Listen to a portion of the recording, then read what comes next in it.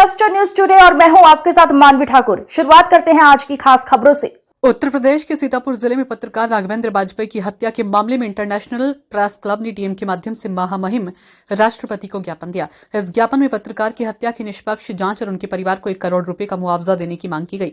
इसके अलावा संगठन ने पत्रकारों की सुरक्षा के लिए कड़े कानून बनाने और पत्रकारों पर हमला करने वालों को सख्त सजा देने की मांग की। इंटरनेशनल मीडिया प्रेस क्लब के जिलाध्यक्ष जितेंद्र कमल ने कहा कि पत्रकारों पर लगातार हमले हो रहे हैं, जिससे पत्रकारिता करना मुश्किल होता जा रहा है और निष्पक्ष पत्रकारिता करने वाले पत्रकारों पर जानलेवा हमले होते हैं। उन्होंने कहा कि पत्रकारिता का उद्देश्य सत्य को उजागर करना और समाज में जागरूकता फैलाना है, लेकिन सीतापुर में हुई घटना प्रेस की स्वतंत्रता के लिए गंभीर खतरे की ओर इशारा करती है, जो लोकतंत्र के चौथे स्तंभ के लिए खतरनाक संकेत है। इस अवसर पर उमा शंकर त्यागी, प्रेसिडेंट के द्विवेदी, राष्ट्रीय उपाध्यक्ष राज बहादुर धुरिया, प्रदेश अध्यक्ष जितेंद्र कमल, जिलाध्यक्ष शिवा गौड़, सुनील कुमार, पंकज सिंह निषाद, प्रदेश उपाध्यक्ष अनंत त्रिवेदी, प्रदेश उपाध्यक्ष रामजी साहनी, पप्पू यादव, विनय प्रकाश मिश्रा, आकाश वर्मा आदि मौजूद रहे।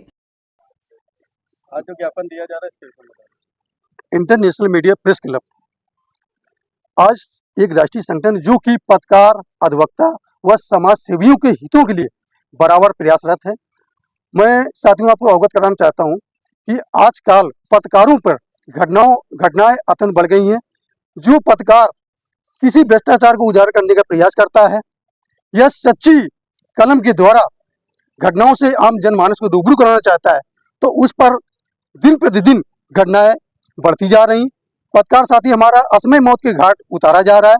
मैं आपको एक अभी लेटेस्ट घटना के बारे में आप लोगों को अवगत कराना चाहूँगा कि सीतापुर जनपद के महुली तहसील के संवाददाता, जो कि आपका दैनिक जागरण के संवाददाता हैं, उन पे गोली मार के उनकी हत्या कर दी जाती है, क्योंकि उन्होंने लगातार भ्रष्टाचारियों के विरुद्ध खबरें उन्होंने प्रसारित की। उससे भ्रष्टाचारी इतना अधिक व्यतीत हो गए कि उन्होंने उस सच्चे कलम के सिपाही को मौत के घाट उतारने का कार्य किया।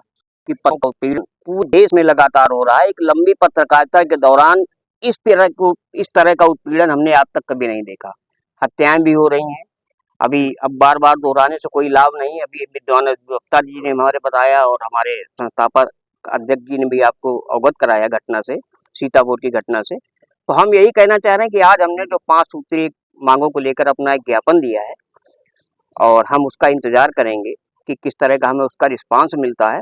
और अगर हमें सही रिस्पांस उसका नहीं मिलता है, पत्रकार हितों की रक्षा में कहीं से कोई कमी सरकार कहीं से भी रखी जाती है, तो एक बड़ा आंदोलन करेंगे और सारे पत्रकार साथियों को अपने साथ जोड़कर, अधिवक्ताओं को, समाज सेवियों को अपने साथ जोड़कर एक बड़ा आंदोलन खड़ा करेंगे और पत्रकारों की लड़ाई आजीवन लड़ेंगे। जब तक मेरी सांस रहेगी तब तक उनकी रक्षा और सुरक्षा के लिए मैं प्रतिबद्ध रहूंगा। की बात, लोगों के मौलिक अधिकार की बात, देश में व्याप्त भ्रष्टाचार की बात, लोकतंत्र चौथा स्तंभ पत्रकार बंधु करते हैं, तो उन्हें ये माफिया और पुलिस प्रशासन के लोग मिलकर के मौत के घाट उतरवा देने का काम करते हैं। जैसा कि सीतापुर की घटना इस बात का उदाहरण है कि राघवेंद्र वाजपेयी, जिन्होंने एक स्कैंडल पूरा का पूरा वहाँ के जनपद के भ्रष्टाचार के बारे में लिखना शुरू किया था और उसके बाद उनकी निर्मम हत्या करा दी गई।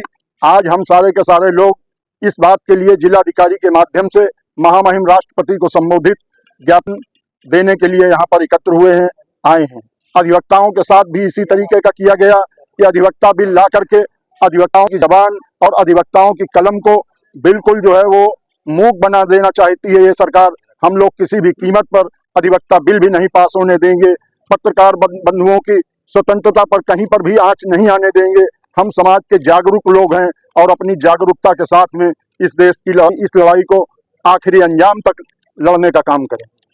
इसको लोकतंत्र का चौथा स्तंभ कहा जाता है, लेकिन विगत वर्षों से आप देख रहे होंगे कि किस तरीके से इस लोकतंत्र के स्तंभ को गोलियों मारकर गिराने की कोशिश की जा रही है। उसी की अभी एक घटना थी सीतापुर में, जहां पर हमारे पत्रकार साथी राघवेंद्र वाजपेयी जी को गोली मारकर उनकी हत्या कर दी गई। ये घटनाएं आपको क्या लगता है कि अनायास ही हो जाती हैं? ऐसा नहीं, एक सुनियोजित तरीके से की जा रही है कि पत्रकारों की आवाज जो उनके चरणों में जाकर गुलाम नहीं बन रही है, जिनकी कलम गुलाम नहीं बन रही है, उनके साथ इस तरह की हत्याएं की जा रही है। जो उनके खिलाफ लिख रहा है वो इस दुनिया से रुखसत कर दिया जा रहा है, जो उनके साथ है वो मलाई मार रहा है।